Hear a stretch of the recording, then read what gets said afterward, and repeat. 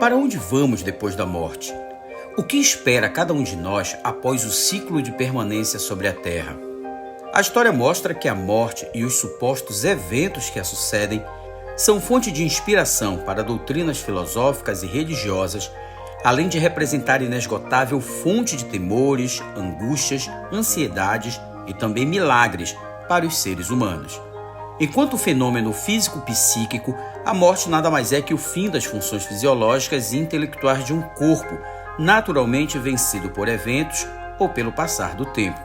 Mas outros aspectos da cultura humana dão aos mortos um simbolismo que garante, por meio da memória e do imaginário, importância que nem mesmo a morte é capaz de apagar. A devoção aos mortos está diretamente ligada na crença de que após a morte, há vida.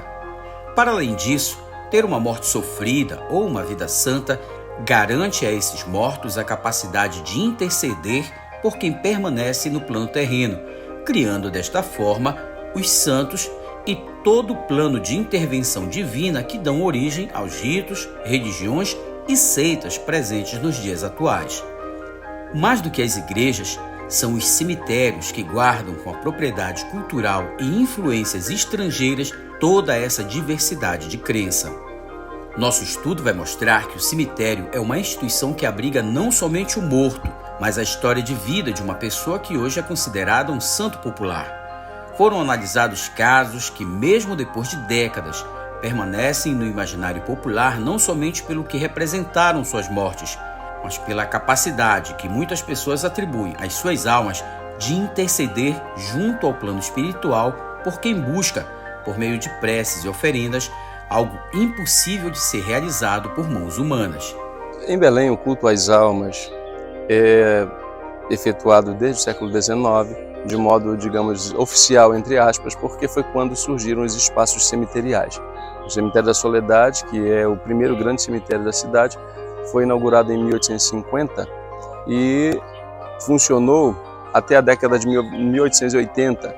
E lá começaram a aparecer as almas que receberam culto. São almas consideradas milagrosas e esse conteúdo é muito significativo porque nos representa culturalmente. É um traço, é um aspecto cultural muito significativo do povo de Belém. De tal forma que quando surgiu este novo cemitério aqui, Cemitério de Santa Isabel, o culto também se instalou aqui, né? E nesse sentido, um nome importante é o do Valcir Monteiro, neste livro aqui, Visagens e Assombrações de Belém, que originalmente corresponde a uma pesquisa do início da década de 70, entre 1971 e 1972, foi o primeiro a desenvolver uma pesquisa mais significativa, mais aprofundada a respeito. De lá para cá, esse assunto se tornou muito mais popular e eu atribuo isso ao trabalho que ele desenvolveu e publicou no livro que é de 1986. A pesquisa é da década de 70, mas o livro é de 1986. Muitos cemitérios, principalmente os cemitérios antigos, existe essa cultura, né, de cultuar os mortos, alguns mortos, não são todos os mortos. São aqueles que as pessoas consideram santas e que de alguma forma oferecem esperança, oferecem um milagre para elas. Aqui no Soledade existem alguns, no Santa Isabel existe, no cemitério São Jorge, que eu estava falando mais cedo nos bastidores, existe. Em alguns interiores do estado, como por exemplo Abaetetuba, também existe, lá tem a Ana Cristina. Um santo popular surge quando o ato de sua morte transforma-se em comoção social. Pode ser uma morte trágica, onde a mídia e os meios de comunicação estão plenamente envolvidos na cobertura, o falecimento de crianças, que são consideradas almas puras, e também pessoas de comportamento exemplar, principalmente quando há doação ao próximo. É o caso do ápice do nosso objeto de estudo, o caso do Dr. Camilo Salgado.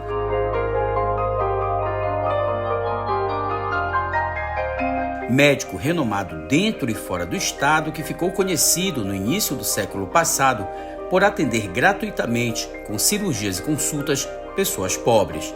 Na lei do espiritismo, ele é considerado como um espírito de luz. Um espírito que as pessoas invocam quando têm muita fé e conseguem. Eu te digo, Eu já consegui muita coisa através dele. Dr. Camilo Salgado morreu ainda jovem e as ações realizadas em vida garantiram ao médico reconhecimento unânime quanto à santidade que permeou todos os atos humanitários em vida. Ele já era uma alma boa, vivo. O Dr. Camilo Salgado voltou da Europa, depois de uma especialização, com um cabedal de conhecimento que poucas pessoas, ou ninguém, tinha na época em Belém. O cara voltou muito respeitado, era um cirurgião, um médico muito respeitado, mas ele operava porque ele não tinha dinheiro. Dizem que ele montou uma farmácia e faliu porque ele dava remédio para as pessoas que ele operava que não tinha dinheiro. Os relatos sobre a aparição, mesmo depois de morto, são muitos, e a maioria é atribuída a curas realizadas pelo espírito do Dr. Camilo Salgado em hospitais e casas de Belém do início do século XX. Até hoje eu recebo nas minhas redes sociais relatos de pessoas que afirmam que veem ele, que ele curou parentes, curou a própria pessoa.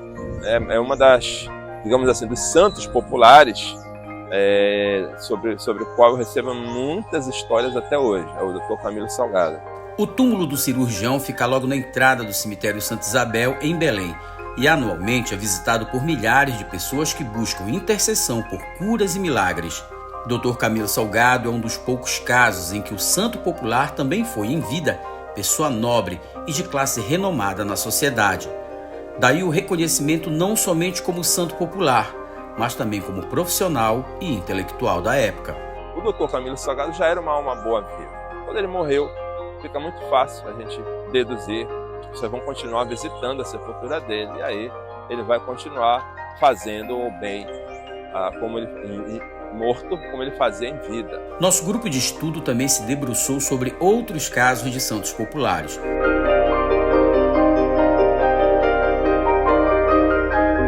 Um dos mais conhecidos é o do menino Zezinho, cujo túmulo fica no cemitério da Soledade, na área nobre da capital paraense, e possui uma estátua em estilo neoclássico em mármore de Ilhéus.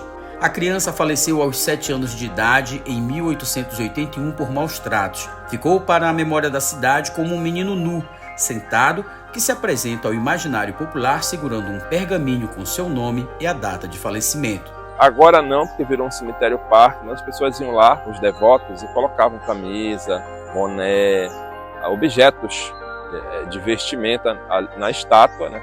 Como se estivessem colocando no próprio menino Zezinho, como forma de agradecimento. Acredito eu que ele é, aqui no cemitério Soledade, o santo popular mais visitado e mais devocionado. Eu já conversei com pessoas que atribuem N milagres, assim, desde cura de filhos, meu filho estava doente, aí eu pedi para o menino Zezinho, ele curou meu filho, aí desde então eu venho aqui agradecer. Já conversei com gente que vem do interior.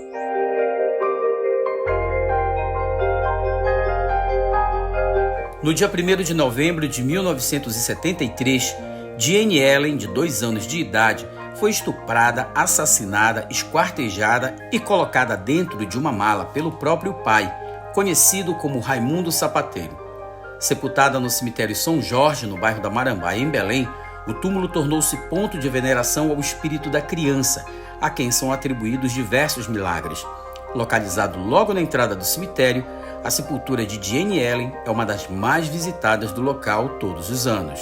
Jane, dentro da nossa missão, é um espírito de muita luz.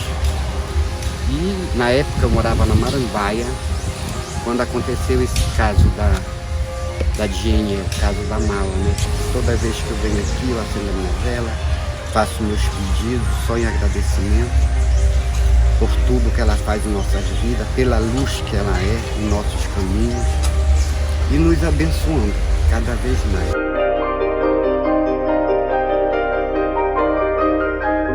Possivelmente a Josefina Conte morreu realmente de tuberculose em 1931, aos 16 anos de idade.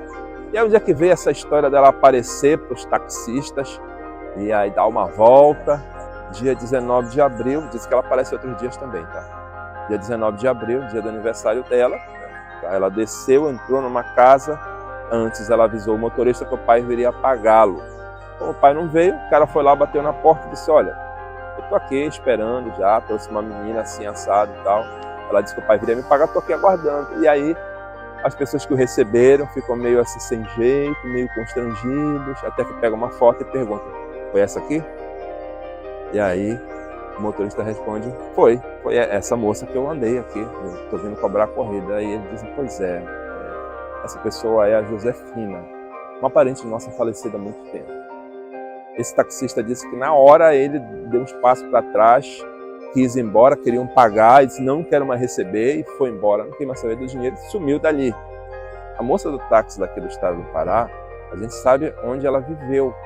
A gente tem o endereço dela, ela morou na rua Gaspar Viana, número 124, Belém.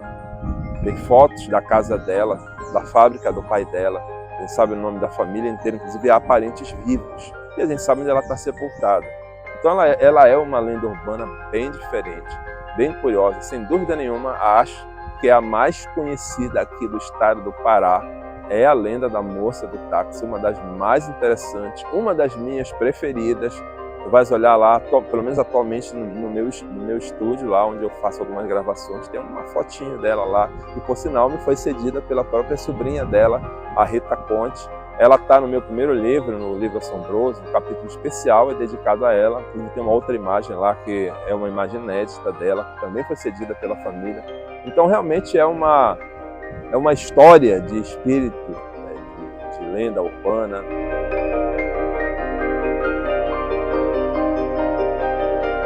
Severa Romana era uma mulher pobre que ganhava a vida lavando a roupa de outras pessoas. Foi morta durante uma tentativa de estupro por um cabo da Polícia Militar há 121 anos. Como estava no período final de uma gestação, o filho também morreu. A comoção provocada pela morte rapidamente deu à mulher aspectos de santidade, cultuados ainda hoje no cemitério de Santa Isabel. Naquela época, talvez, a sociedade não se escandalizasse tanto, né?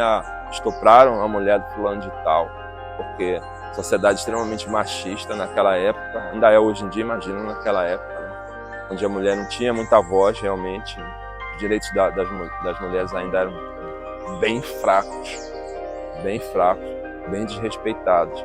Então, mesmo assim, né, ela reagiu, ela se negou até o final, e aquele sujeito lá, o Cabo Ferreira, acabou matando ela com várias navalhadas. E aí, a partir do momento que a população soube dessa história, teve contato com os detalhes da história, com as minúcias de como aquela mulher foi assassinada, né, aquilo ali, além de ter revoltado, causou um certo orgulho, né? Quantas mulheres naquela época defendiam a honra, né? Quantas mulheres estavam dispostas a morrer em nome da honra, né? E também a própria sociedade não trazia à tona esses crimes cometidos contra as mulheres. Então ela acabou se tornando um símbolo também, né, daquela mulher honrada que luta pelos direitos das mulheres, o símbolo daquela mulher que, como muitas outras, são desrespeitadas, são violadas, e mesmo assim ela está disposta a reagir àquilo até a morte. O Dr. Camilo Salgado, assim como outros santos populares aqui citados, não deixam de ser um desafio à Igreja Católica, religião que reconhece oficialmente, por meio de canonização ou beatificação, os santos que integram o rol de intercessores da religião. Ainda assim, eles seguem sendo procurados, cultuados e venerados por milhares de pessoas todos os anos. Sobrevivem da fé popular e do imaginário herdado por gerações passadas sobre a importância dos mortos no mundo dos vivos. São importantes. Por quê? Porque eles viraram personagens que vão muito além do cerco aqui dos muros do cemitério. Então não é um simples culto às almas, não é uma simples expressão de religiosidade popular. Também é a expressão do nosso imaginário, no sentido de que eles são personagens de narrativas contadas pelo nosso povo.